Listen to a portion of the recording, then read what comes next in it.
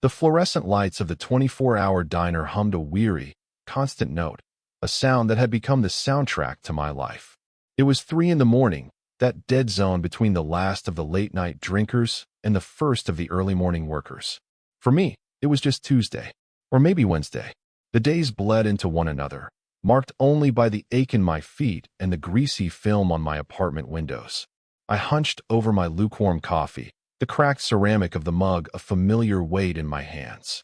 My sketchbook lay open beside a plate of fries I was methodically working my way through, each one a small, salty punctuation mark in the long, rambling sentence of my solitude. I was sketching the salt shaker, trying to capture the way the cheap glass caught the overhead glare. It was a pointless exercise, but it kept my hands busy and my mind from spiraling. Drawing was the one thing that felt like mine anymore. Everything else belonged to rent, to bills, to the relentless arithmetic of survival. I worked 2 jobs, stocking shelves at a grocery store during the day and bussing tables at a frantic downtown restaurant at night. This diner, the Nightingale, was my neutral ground, the only place I spent money I did not technically have, just for the luxury of being left alone in a booth that was not in my own stifling apartment. And it was here, every night for the past 6 months, that I saw him. He was always in the same booth, the one in the far corner with the best view of the door, the vinyl seat unripped. He was older, maybe 50, with silver at his temples that looked deliberate, like frost on a window pane. He wore quiet, expensive-looking coats and read a physical newspaper, turning the pages with a soft rustle that was an anomaly in a world of glowing screens. He never looked rushed. He never seemed lonely. He just seemed settled, like a great, old tree that had found its place and had no intention of moving. I never spoke to him. I never even made eye contact for more than a fleeting second. He was a fixed point in my chaotic universe, a silent testament to a kind of stability I could not imagine. I knew from the waitresses, Carla mostly, that his name was Arthur. Mr. Sterling. He was apparently some kind of financial titan, a man who moved markets with a phone call, yet he came here for coffee and toast. It made no sense, and that mystery was part of his appeal. In my sketchbook, hidden between drawings of fire hydrants and tired faces, were a dozen sketches of his hands, of the way he held his pen, of the line of his jaw when he was deep in thought. They were secret, foolish things. Tonight was different. I was tired, a deep, bone marrow kind of tired that made the world feel blurry at the edges.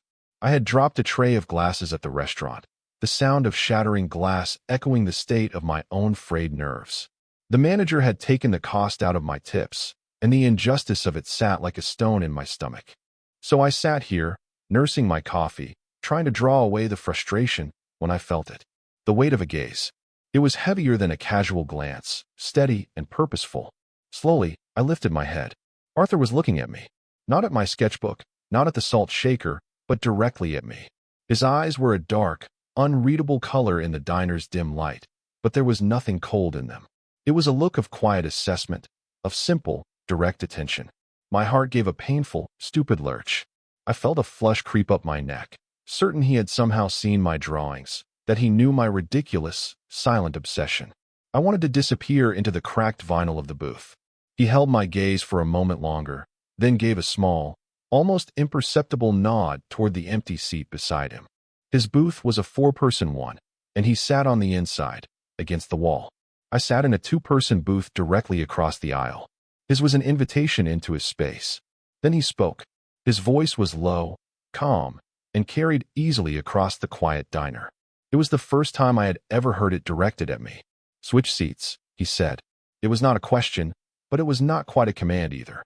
It was a statement of simple logic, an observation of a better possibility. He paused, his eyes holding mine.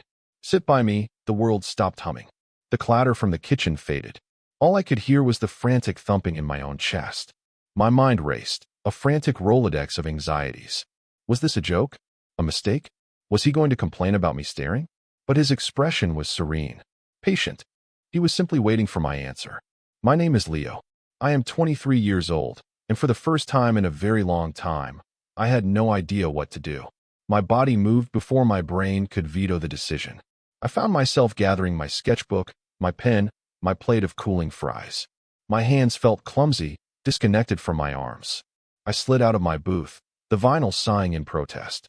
The short walk across the aisle felt like a mile-long trek across a vast, exposed plain. Every part of me screamed that this was a mistake, that I was crossing some invisible line I could never uncross. I slid into the booth opposite him, my back to the rest of the diner. The space immediately felt different. Warmer, quieter. The ambient noise of the nightingale seemed to recede, buffered by his presence. He smelled faintly of clean wool, old paper, and something else, a subtle, clean scent like cold night air. He folded his newspaper neatly and set it aside, giving me his full attention. Up close, I could see the fine lines around his eyes, not from age so much as from concentration, or maybe from smiling. His hair was more salt than pepper, thick and well-kept. He had the kind of face that looked like it had been carved from some sturdy, reliable material. "Thank you," he said, his voice even softer now that I was closer. "For what?" The words came out as a croak. I cleared my throat, embarrassed. "For accepting," he replied simply. "I've been wanting to ask for some time. I hope I did not startle you." My mind went blank. He had been wanting to ask? My nightly observations had not been one-sided. The thought was both terrifying and exhilarating. "No," I lied, my heart still hammering against my ribs. "It's fine," he offered, a small, gentle smile that reached his eyes. "Good. I am Arthur, Leo," I managed to say.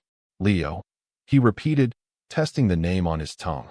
It sounded substantial when he said it, not like the flimsy, forgettable name I had always felt it was. He gestured to my sketchbook. "You draw every night. May I?" I hesitated. My drawings felt too personal, too raw. They were a map of my anxieties, my small joys, my secret longing.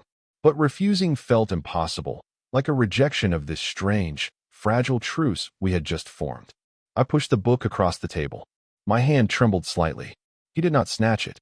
He opened it carefully, with a reverence that surprised me. His large, capable hands turned the pages with a delicate touch. He paused on a sketch of the diner's tired neon sign, then on one of Carla, our waitress, laughing behind the counter. He studied them, his expression thoughtful. He did not rush.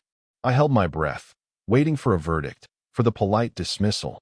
When he reached the first drawing of his own hand resting on the table, my stomach clenched. He paused for a long time on that page. I watched his face, searching for any sign of alarm or distaste. There was none. He simply looked at it, his expression unreadable, and then slowly, deliberately, he turned the page. He passed over the other sketches of himself without comment, as if they were no different from the drawing of the salt shaker. Finally, he closed the book and slid it back to me. His eyes met mine, and there was a new warmth in them, a flicker of something I could not name. "You have a good eye," he said. "You see the things people miss." It was the kindest thing anyone had said to me in years. It was not flattery. It was a statement of fact, a validation that landed deep in my chest and settled there, a small, glowing coal. I could only nod, my throat tight with an emotion I refused to let spill over. He did not press for more. He simply picked up his coffee cup and took a slow sip, giving me a moment to collect myself. The silence that followed was not awkward. It was comfortable, a shared space. It was the beginning of a new routine, though I did not know it yet. I only knew that the hum of the diner's lights sounded a little less lonely than it had before. That night became the first of many. The next evening, I walked into the Nightingale with a knot of anxiety in my stomach.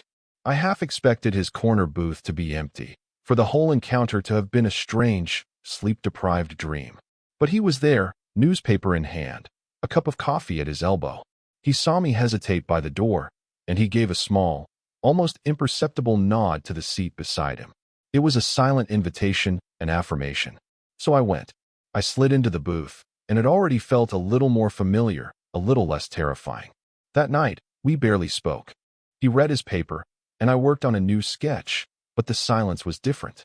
It was a shared silence, not a solitary one. The space between us was filled with a quiet energy, a low hum of awareness that was both soothing and thrilling. I was intensely conscious of him, of the way the light caught the silver in his hair, of the soft sound of him turning a page. Our conversations started slowly, small islands of words in an ocean of quiet companionship. He would ask about my day, and I would give him the brief, edited version, leaving out the soul-crushing details of my jobs.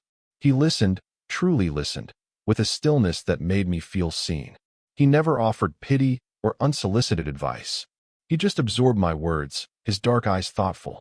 In return, he told me very little about himself, but the small things he did share felt significant.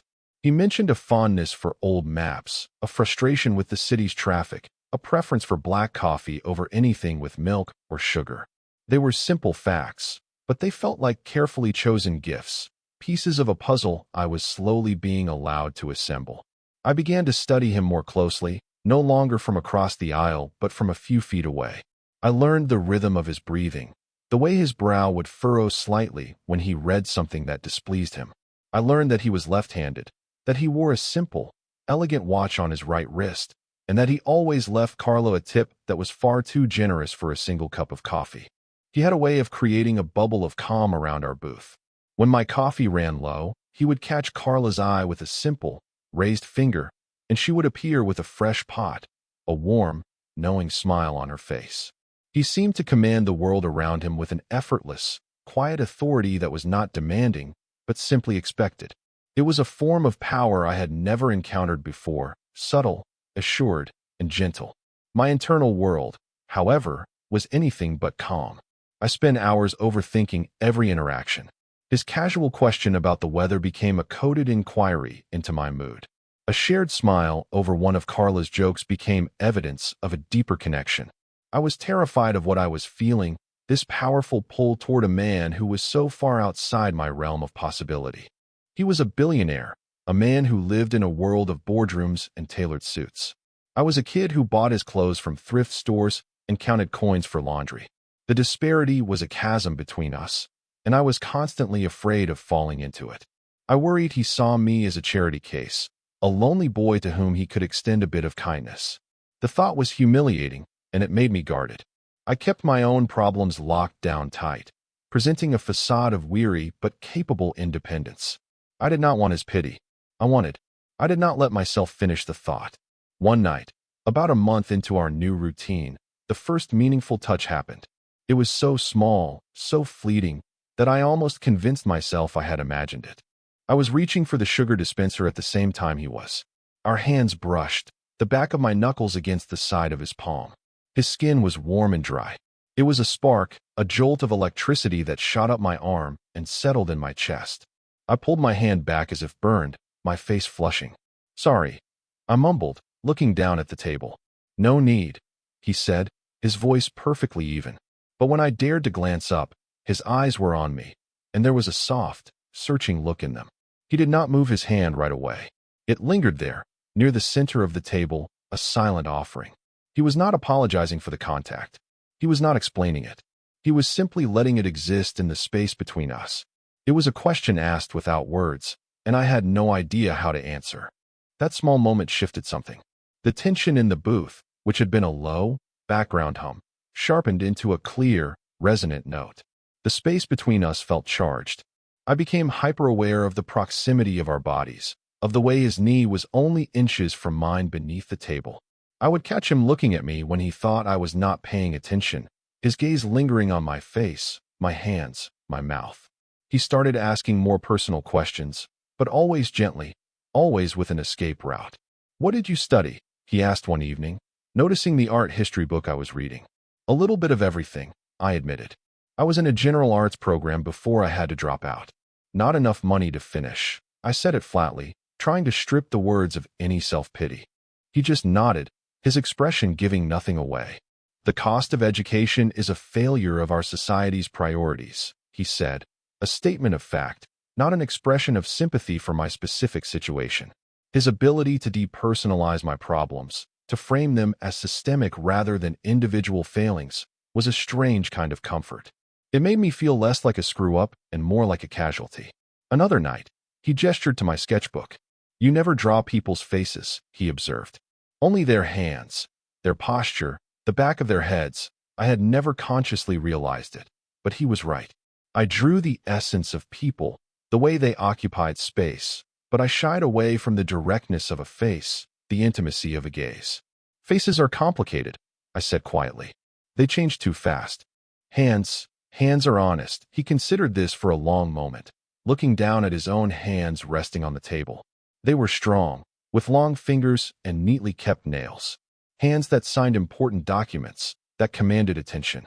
Yet they rested on the Formica tabletop with a quiet stillness.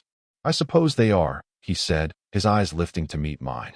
And in that moment, I felt a desperate, reckless urge to reach across the table and take one of his hands in my own. The feeling was so strong, so overwhelming, that I had to grip the edge of my seat to keep from acting on it. The air crackled. He saw it. I know he did. A flicker of understanding passed through his eyes, but he said nothing, letting me wrestle with my own chaotic impulse. He was patient. He was always so patient. The weeks turned into a couple of months. The nights at the Nightingale became the one fixed, stable point in my life. They were a sanctuary. But outside that bubble, my world was slowly crumbling. My landlord raised the rent on my shoebox apartment by an amount that was, for me, astronomical. My hours at the restaurant were cut. The careful arithmetic of my survival no longer added up, and the quiet desperation I had been holding at bay for so long began to seep into everything. I tried to hide it from Arthur. I tried to keep our time together separate from the sordid reality of my life. But the stress was a physical thing, a weight that settled in my shoulders and etched new lines of exhaustion onto my face. I started sketching with a frantic, angry energy, the lines in my notebook becoming sharp and jagged. Arthur noticed. Of course, he noticed. He missed nothing. He did not comment on it directly, but I felt his gaze on me, more watchful than usual, tinged with a concern he was too polite to voice. The breakthrough came on a rainy Saturday. It was not at the diner. I had mentioned in passing that I was helping a friend move, a lie to cover a desperate, under-the-table cash job I had taken unloading trucks. He must have known it was a lie, or perhaps he just saw an opportunity. He called me that afternoon. I was surprised he even had my number, until I remembered I had given it to him a few weeks prior after he'd asked for it. In case of emergency. A vague and slightly absurd premise that I had not questioned. "Leo," he said, his voice calm and steady over the phone. "I find myself in need of some assistance. I have several boxes of old books in my car that I need to bring up to my study. They are heavier than I anticipated. I know it is short notice, but would you be willing to help? I would, of course, compensate you for your time." It was a lifeline. The offer was framed perfectly. A simple request for help, a clear transaction. It was not charity. It was a job. It allowed me to accept without sacrificing the tattered remnants of my pride. "Of course," I said, my voice tight with relief. "When and where?" He lived in one of those old, stately brick buildings downtown that I had only ever admired from the outside. The lobby was hushed and elegant, with marble floors and dark wood paneling. It felt like a different world, a different century. He met me by the elevators, dressed not in a suit, but in a simple cashmere sweater and dark trousers. He looked comfortable at home. "Thank you for coming," he said, his smile genuine. "The car is in the garage below." The boxes were indeed heavy, filled to the brim with old, leather-bound books. We carried them up in the elevator, the two of us standing in a small, enclosed space for the first time. The air felt thick with unspoken things. I was intensely aware of his scent, of the sheer physical presence of him next to me. His apartment was stunning, but not in the way I had expected. It was not cold or modern or ostentatious. It was warm, filled with books and art and comfortable-looking furniture. It felt like a space that was truly lived in, a reflection of the man himself. Floor-to-ceiling bookshelves dominated one wall of the living room, and a grand piano stood in a corner, its dark wood gleaming. "The study is this way," he said, leading me down a hallway. His study was my version of heaven. More books, a large mahogany desk cluttered with papers, and two deep leather armchairs by a fireplace. The room smelled of old paper, leather, and rain. We set the boxes down, and the simple, cooperative task created an easy rhythm between us. We worked without much talk, a team. For a few minutes, the chasm between our lives felt smaller, bridged by the shared physical effort. When the last box was inside, I stood awkwardly, wiping a sheen of sweat from my forehead. "Well, that's all of them," I said, preparing to take my leave, to return to my own world. "Please," he said, gesturing to one of the armchairs. "Sit for a moment. Let me get you something to drink. Water? Or something stronger?" I opted for water, not trusting my frayed nerves with alcohol. I sank into the leather chair, the soft material sighing as it took my weight. It was the most comfortable piece of furniture I had ever sat on.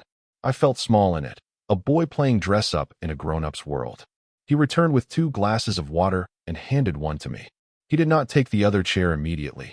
Instead, he stood by the fireplace, one hand resting on the mantelpiece. He looked at me, his expression serious, and the comfortable atmosphere in the room suddenly felt charged again. This is where he reveals his vulnerability. He had created this space, brought me into his home, for a reason that went beyond moving a few boxes. Leo, he began, his voice quiet but firm. I need to be direct, and I hope you will forgive my presumption. I know you are in some kind of trouble. My entire body tensed. A hot wave of shame washed over me. I don't know what you're talking about, I said, my voice defensive. He did not call me out on the lie. He just held my gaze, his own unwavering. I worry, he said, and the simple admission hung in the air between us, heavy and real. I worry that my presence in your life, given our different circumstances, might feel like a pressure. That my concern might be interpreted as interference. He took a breath, and for the first time, I saw a flicker of something uncertain in his eyes. It was vulnerability. I want to be very clear, he continued, his voice dropping lower. You are free to say no to anything I ask. You are free to walk out of this room, out of my life, at any moment, with no explanation required. My friendship, my concern, it comes with no strings. I need you to believe that it was an open door. He was not just offering help. He was offering me control. He was acknowledging the power imbalance between us and actively working to neutralize it. He was giving me the one thing I valued most, my agency. The tightness in my chest eased, replaced by a profound, aching sense of gratitude. I looked at this man, this quiet, steady pillar in my chaotic life, and I saw not a billionaire, not a patron, but just Arthur. A man who was worried about me. A man who was trying, in his own careful, deliberate way, to reach me. I believe you, I said, and my voice was thick with emotion. It was the truth. In that moment, surrounded by his books and the quiet warmth of his home, I did. I truly did. The dam of my composure, so carefully constructed over months of hardship, finally broke. Not in a flood of tears, but in a quiet, shuddering exhale. I told him everything. I told him about the rent increase, the cut hours, the gnawing, sleepless anxiety of not knowing how I would make it to the end of the month.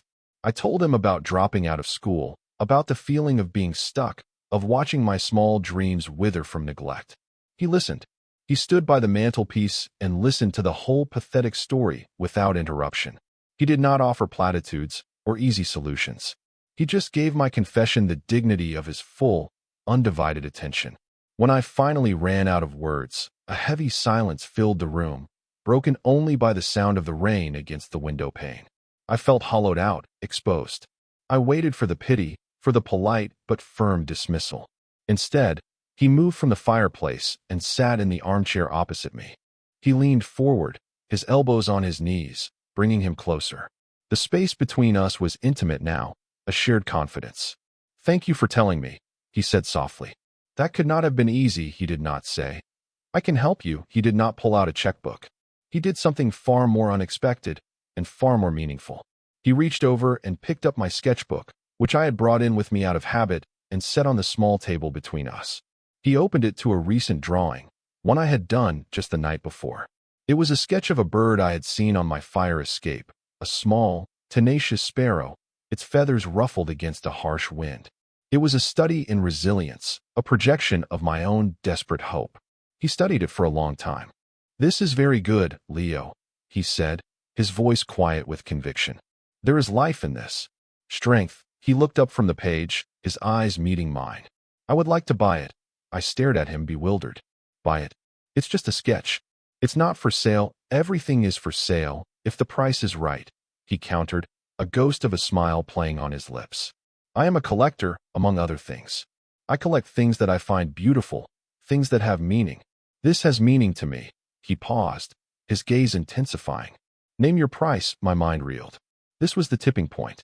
This was his solution, and it was brilliant in its elegance. It was not charity. It was a transaction, a commission. He was not giving me money. He was purchasing my art. He was validating my talent, the one part of me that I still cherished, and using it as a vehicle for his help. It preserved my dignity completely, but it also made everything terrifyingly real. To accept was to acknowledge the depth of his care, to step fully into this strange, undefined relationship. It was to admit that I needed him. I don't know what to charge, I stammered, my face burning. I've never sold anything before. Then allow me to make an offer, he said calmly. He named a number. It was not a life-changing, lottery-winning sum. It was not enough to make me feel like a kept man. But it was enough. It was enough to cover my rent for the next 3 months, with a little left over. It was a breath of air. It was a stay of execution. It was a carefully calculated figure, designed to solve the immediate problem without creating a new one. I could only stare at him, my throat too tight to speak. He seemed to understand my turmoil. He did not press for an answer. Instead, he steered the conversation onto safer ground. I want to show you something, he said, rising from his chair. He led me back to the main living area, to the wall of bookshelves. He ran his hand along the spines of the books until he found a specific one. It was a large, beautifully illustrated atlas from the 19th century. He laid it on a table and opened it to a map of the world, the continents rendered in soft, faded colors. I bought this when I was not much older than you are now, he said, his voice taking on a nostalgic tone. It was my first significant purchase. I had just sold my first piece of software, and I spent almost all the money on this book. My partners thought I was insane. He smiled at the memory. But I looked at this map, at all the places I had never been, and it felt like I was buying possibility. It reminded me that the world was bigger than my own small corner of it. He looked at me, his meaning clear. He was not just showing me an old book. He was telling me a story about himself. He was showing me a piece of his own past, a time when he, too, had been young and full of a yearning for something more. He was closing the distance between us, brick by careful brick. We stood side by side, looking down at the old map. Our shoulders were almost touching. I could feel the warmth radiating from him. The air in the room was thick with everything that had been said and everything that had not. I finally found my voice. I'll take your offer, I said quietly, my eyes still on the faded ink of the map. For the drawing, I felt him turn his head to look at me. I kept my gaze fixed downward, unable to meet his eyes. Good, he said, his voice a low murmur. He did not sound triumphant or pleased. He just sounded relieved. The loaded interaction came a few days later. After our conversation in his study, a subtle shift occurred. The tension between us was no longer a thing to be avoided, but a presence to be acknowledged. When we met at the diner, his gaze was more direct, his smile a little less guarded. He had offered a bridge, and I had taken the first step across it. I spent 2 days meticulously preparing the drawing of the sparrow. I mounted it on a clean, white board and protected it in a simple portfolio case. It felt important to treat it with the respect his offer had afforded it. I arranged to bring it to his apartment on a Tuesday evening, my night off. When he opened the door, he was holding 2 glasses of wine. He was dressed casually again, and he seemed relaxed, but there was a watchfulness in his eyes. He took the portfolio from me with a reverence that made my heart ache. Let's put it in the study, he said. It belongs there. He placed it on the mantelpiece, propped against the dark wood, and we both stood back to look at it. My small, resilient sparrow looked surprisingly at home in the grand, quiet room. It was a small piece of my world, now a permanent fixture in his. The symbolism was not lost on me. He handed me a glass of wine. To new acquisitions, he said, his voice soft. To new acquisitions, I echoed, my voice barely a whisper. The wine was cool and crisp, but it did little to calm the frantic beating of my heart. He did not bring up the money. The check was already on his desk, discreetly placed in an envelope with my name on it. He was letting me decide when and how to conclude the business part of our evening. For now, the focus was on the art, on the connection. We sat in the leather armchairs again. The rain had returned, a gentle drumming against the windows that made the room feel even more like a sanctuary. I have a question for you, Leo, he said after a few moments of comfortable silence. He set his wine glass down, giving me his full attention. The mood in the room shifted, became more serious. And I want you to answer it honestly. There is no right or wrong answer. I braced myself. Okay, our arrangement at the diner, he began, choosing his words with care. Our conversations. Is this something you do out of politeness? Or because you feel you have to? Is it just my company you enjoy as a friend? He paused, and his eyes held mine, dark and searching. Or is there something else? The question hung in the air, a perfectly crafted key designed to unlock the one door I had kept so firmly bolted. He was not asking me to confess. He was giving me permission to. He was taking the greater risk, laying his own unspoken feelings bare by simply asking the question. It was brave and terrifying and overwhelmingly kind. This is it. This is the moment where the world either cracks open or slams shut. My breath catches in my throat. The air in the study is suddenly too thick to breathe. All the fears I have carried for months, the fear of the power imbalance, of being misunderstood, of my own impossible yearning, are swirling around me. But looking at him, at his steady, patient face, I see a safe harbor. He is not setting a trap. He is offering a truth. I take a slow, shaky sip of wine, the cool liquid a temporary anchor in the storm inside me. I put the glass down on the small table beside my chair, my hand trembling so much I am afraid I will drop it. The small click of glass on wood sounds like a gunshot in the quiet room. There's something else, I say. The words are small, fragile, but they are out. They are real. A visible wave of relief washes over his features. The tension in his shoulders, a tension I had not even noticed until it was gone, seems to dissolve. He does not smile, not yet. He just watches me, his eyes full of a profound, gentle warmth. He is letting me set the pace. And so I speak. The confession tumbles out of me, not in a rush, but in a slow, careful cascade of honesty. I think I'm falling for you, Arthur. I say, the words feeling both monumental and ridiculously simple. I have been for a while. I was just afraid of what? He asks softly, his voice an invitation to continue. Of this, I say, gesturing vaguely at the room, at the life it represents. Of the difference between us. I was afraid you would see me as an opportunist, or a kid with a crush on a rich man. I was afraid of what people would think. But mostly, I was afraid that what I was feeling wasn't real, that it was just gratitude or, I don't know, dependency. He listens to every word, his gaze never leaving my face. When I finish, he is silent for a long moment, letting my fears hang in the air, giving them weight and respect. Then he leans forward, closing the remaining distance between our chairs. What I see, he says, his voice low and certain, is a young man with more integrity and resilience than anyone I have ever known. I see an artist who finds beauty in the overlooked corners of the world. I see a person whose quiet company has become the most important part of my day. He reaches out, not for my hand, but he just rests his hand on the arm of my chair, a few inches from my own. A gesture of proximity, of intent, without presumption. I have not been lonely in a long time, Leo, he says, and his voice is thick with an emotion I recognize as my own.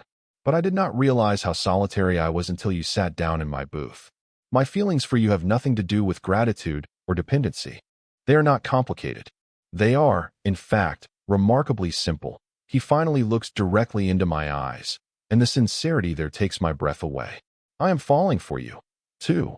The world rights itself on its axis. The storm in my chest subsides, leaving behind a profound, sun-warmed calm. He feels it, too.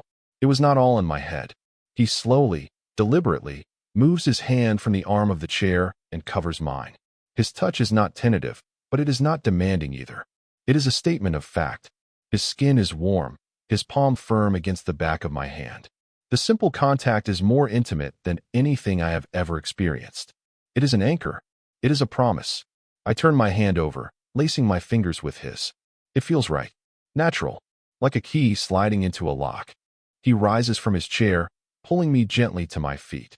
He does not pull me into a desperate embrace. He just stands before me, our hands still linked, our bodies inches apart. He raises his free hand and gently cups my jaw, his thumb stroking my cheek. His touch is feather-light, questioning. He is still giving me every opportunity to retreat. I do not retreat. I lean into his touch, a silent surrender. I close my eyes, and then he kisses me. It is not a kiss of passion, of pent-up demand. It is a kiss of arrival. It is slow, tender, and unbelievably soft. His lips are warm and gentle against mine. It is a conversation without words, a perfect, reciprocal exchange of all the things we were too afraid to say. It is the taste of wine and rain and a quiet, certain rightness. It unknots something deep inside me, a place I did not even know was tangled. When he pulls back, it is only by an inch. He rests his forehead against mine, and we stand there for a long moment, breathing the same air, our fingers still intertwined. His other hand is still cradling my face, his thumb making slow, soothing circles on my skin. "Okay," he murmurs, his breath warm against my lips. "Okay," I breathe back. It is the most honest and complete word I have ever spoken. We did not go any further that night. The kiss was the destination, not a prelude. It was enough. More than enough. He walked me to the door, our hands linked until the last possible moment. When I stepped out into the hallway of his building, I felt like a different person than the one who had walked in. The world outside his door was the same rain, the same city lights, but I was seeing it through new eyes. I was no longer just a solitary boy trying to survive. I was Leo, and I was seen by Arthur. I went home to my cramped, shabby apartment, but it did not feel as oppressive as it usually did. I clutched the envelope with the check in it, but the money felt secondary now. It was a tool, a practical matter that had been resolved. The real currency that had been exchanged was trust and vulnerability. The next morning, I woke with a familiar flutter of anxiety. The night before felt dreamlike, a perfect, contained moment. In the harsh light of day, my old insecurities began to creep back in. Had I imagined the depth of feeling in his kiss? Would he regret his confession? The vast difference in our lives, which had seemed to shrink in the warmth of his study, now loomed large again. My phone buzzed with a text message. It was from him. "Good morning, Leo. I hope you slept well. I find myself thinking about last night." It was simple, a little formal, and my anxious brain immediately began to dissect it. Thinking about it, did that mean he was reconsidering? The lack of effusive emotion felt like a cooling, a step back. I spent 20 minutes composing and deleting replies, my thumb hovering over the screen, paralyzed by indecision. Before I could spiral further, my phone rang. It was him. "I apologize if the text was insufficient," he said, his voice warm and steady, cutting through my anxiety. "I find I am not very good at conveying sentiment through that medium. I prefer this." Relief washed over me, so potent it made me dizzy. "Hi," I said, my voice small. "Hi," he answered, and I could hear the smile in his voice. "I meant what I said, Leo. All of it. I just wanted to be sure you knew that. That last night was real, and it was important to me. It was important to me, too," I said, clutching the phone like a lifeline. "Good," he said. "Now, I have a proposition for you. A practical one. It has nothing to do with last night, though my motivations are, I admit, entirely selfish." I listened, my heart thumping. "Those books we moved," he said. "They are part of a larger collection I inherited. They are valuable, but completely uncatalogued. It is a task that requires patience and a meticulous eye for detail, qualities I know you possess. I would like to hire you to do it. Formal contract, set hours that you can choose, a proper salary.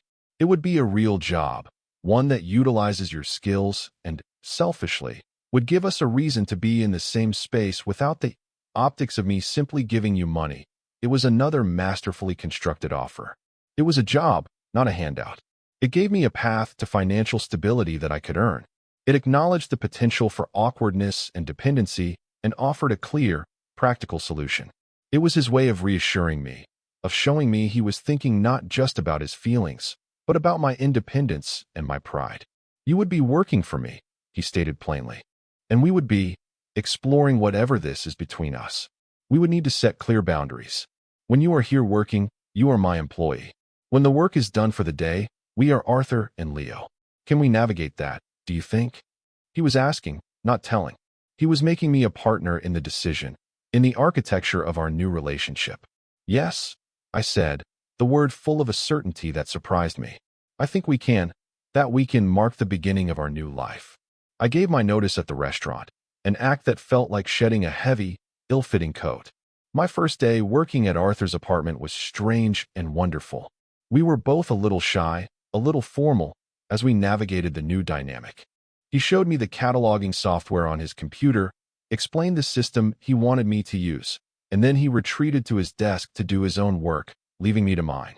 The quiet, companionable silence of the diner was recreated in his study. The air was filled with the soft clicking of my keyboard and the rustle of his papers. Every so often, I would look up and find him watching me, a soft, affectionate look on his face, and he would give me a small, conspiratorial smile before returning to his work. At 5 o'clock sharp, he closed his laptop. "Your workday is over, Mr. Evans," he said, his tone formal, but his eyes twinkling. I shut down my own computer. "Thank you, Mr. Sterling." He stood up and walked over to me. His demeanor shifting from employer to Arthur, he rested his hands on my shoulders. "Now that the formalities are out of the way," he said, his voice dropping to that low, intimate murmur I was coming to adore. "How would you feel about dinner with me tonight?" It became our rhythm. Work and life, separate but intertwined. The structure he created allowed me to feel secure, to stand on my own 2 feet, while still allowing our relationship to grow. The financial disparity between us did not disappear, but it became context rather than a cage. It was a fact of his life, not a weapon he used or a weight upon mine. The first real test came a few weeks later. We were at the Nightingale, back in our booth. It was a sentimental ritual we were not willing to give up. Carla came over to refill our coffees, her smile wider than usual. "Well, it's about time," she said, looking between the two of us. We were not holding hands or doing anything overtly romantic, but the new intimacy between us was palpable. "I've been waiting months for you two to figure it out." "Took you long enough, Mr. Sterling." Arthur just smiled, a warm, genuine smile. "Some things are worth taking your time with, Carla." I felt my face flush, a mixture of embarrassment and a strange sort of pride. It was the first public acknowledgement of us. After Carla left, I looked at Arthur, my anxiety fluttering.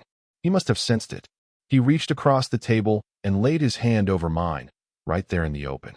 It was the first time he had done that in public. It was a simple, declarative act. He was not hiding. He was not ashamed. "Are you all right?" he asked gently. I looked at our joined hands on the Formica tabletop. My hand, with its ink stains and calluses from years of hard work, and his, with its quiet strength and elegance. They looked right together. "Yeah," I said, a real smile spreading across my face. "I am." That small moment felt like a turning point. We had navigated a public moment, however small, and we had done it together. His quiet, steady reassurance was a balm to my old insecurities. I was learning to trust not just him, but the reality of what we were building. We began to build a life together, not in grand gestures, but in small, quiet increments. He gave me a key to his apartment. "For work," he said, but the twinkle in his eye told me it was for more than that. I started leaving a few things there: a toothbrush, a change of clothes, my favorite sketchbook. His apartment, which had once felt like a formidable fortress, began to feel like home. We had a conscious conversation about our future one rainy Sunday afternoon. We were sitting on his sofa, reading in companionable silence, my legs stretched out across his lap. It was a comfortable, domestic scene that would have been unimaginable to me just a few months prior. "What do you want, Leo?" he asked suddenly, putting his book down. The question was simple, but vast. I knew he was not just asking about dinner. I thought for a moment, looking around the warm, book-filled room. I thought about my old life, the constant hum of anxiety, the profound loneliness. And I thought about this life, the quiet stability, the feeling of being truly seen and valued for who I was. "This," I said, my voice soft but certain. "I want this. To keep building this, with you. Slowly. Properly." He nodded, a look of profound contentment on his face. "Good," he said. "That's what I want, too." He leaned over and kissed me, a slow, deep kiss that tasted of contentment and shared promises. "I do have one condition, however." I raised an eyebrow. "Oh, you need to re-enroll in school," he said. "Finish your degree. Art history or studio art, whatever you want. I will handle the finances. It's not a gift. It's an investment in the man I love, and I expect a return." "A return?" I asked, my heart swelling. "Yes," he said, his expression serious, though his eyes were full of love. "I expect you to fill these walls with your own art someday. And I expect you to be happy." And so, we made our plans. We talked about boundaries, about family, about the future. It was a practical, adult conversation, grounded in reality but fueled by a deep and abiding affection. We were two men from different worlds, with different pasts, choosing to build a shared future with care and intention. The next morning, I woke up in his bed. The early morning light was filtering through the large windows, painting soft stripes across the room. Arthur was still asleep, his breathing deep and even beside me. I slipped out of bed and went to the kitchen, the cool wood floor smooth beneath my bare feet. I started making coffee, the familiar ritual grounding me. His kitchen was no longer an intimidating space. It was just a kitchen. I knew where the mugs were, how he liked his coffee, which burner on the stove was the most reliable. It felt like our kitchen. As the coffee brewed, I walked into the living room and looked out the large window at the city waking up below. The sky was a soft palette of gray and pink. It was beautiful. I felt a pair of strong arms wrap around me from behind, and a warm body press against my back. Arthur rested his chin on my shoulder, his morning stubble scratching gently against my neck. "Good morning," he murmured, his voice thick with sleep. "Morning," I said, leaning back into his embrace. We stood there in silence for a long time, watching the sunrise together. It was not a grand, cinematic moment. It was quiet, simple, and profoundly intimate. It felt like an arrival. I thought back to that boy in the diner, hunched over his sketchbook, drowning in loneliness and quiet desperation. He felt like a stranger to me now, a character from a sad story I had once read. My life was no longer about survival. It was about living. I was no longer afraid. The difference in our ages, in our wealth, had not vanished, but it had settled into the background, becoming part of the texture of our life together, not the defining feature of it. Arthur's resources were a tool he used for care, to create a space of safety and opportunity for me, and he did it with a grace and respect that never once compromised my agency. Our partnership was not built on his wealth, but on a foundation of mutual respect, shared vulnerability, and a quiet, steady love that had taken root in the most unlikely of places, a 24-hour diner in the middle of the night. He tightened his arms around me, pressing a soft kiss to the side of my neck. "What are you thinking about?" he asked. I smiled, turning my head to meet his gaze. His eyes were clear and full of a love that I now knew I deserved. "I'm thinking," I said, "that I'm finally home." Share your thoughts in the comments. What moment stayed with you? If the story resonated, a like helps others find it. Subscribe for more slow burn male/male love stories told with warmth and care.